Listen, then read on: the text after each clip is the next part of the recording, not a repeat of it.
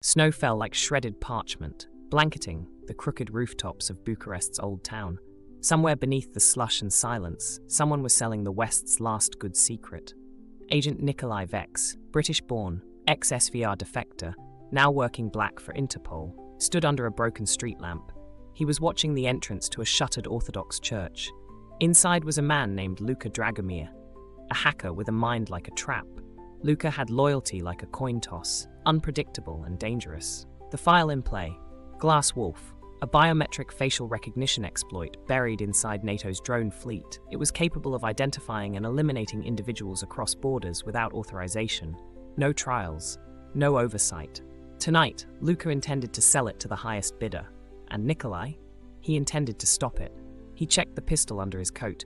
It was suppressed, loaded, and cursed with history. His old SVR sidearm, a relic from another life. It felt heavy with memories and regrets. In his ear, a voice crackled, breaking the silence of the night. Target has 2 armed escorts, heat signatures on thermal. You'll need to be fast. It was Agent Maëlle Rousseau, French DGSE, and his reluctant partner for this op. She was cool-headed, smarter than him, and she also didn't trust Nikolai, and she was right not to. He moved swiftly towards the church entrance. Inside the church, candlelight flickered from contraband candelabras, creating eerie shadows. Luka sat in the old priest's chair, tapping a neural drive against the armrest. Beside him stood 2 mercenaries, ex-Spetsnaz by the look of them. Their rifles were newer than their morals, a dangerous combination in this game. Nikolai stepped from the shadows, announcing his presence with a calm voice.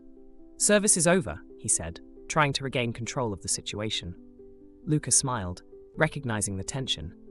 "Ah, the wolf with 2 masters." Nikolai replied, "I only bite one at a time." Then everything happened at once. Gunfire shattered stained glass, echoing through the church like a death knell.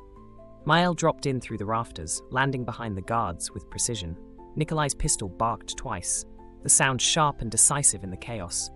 The first guard dropped, the second lunged, and Nikolai met him with a knee to the throat. Luka ran, taking advantage of the distraction, his escape planned. Maëlle fired but missed, nicked his coat, a close call that could have ended it. Nikolai chased him into the catacombs beneath the church, adrenaline fueling his pursuit. They passed rows of bones and forgotten saints, a grim reminder of mortality. Finally, he caught him, pushing him against a cold wall, breathing heavily. "You know what this tech will do," Nikolai growled, demanding answers. "I also know who built it."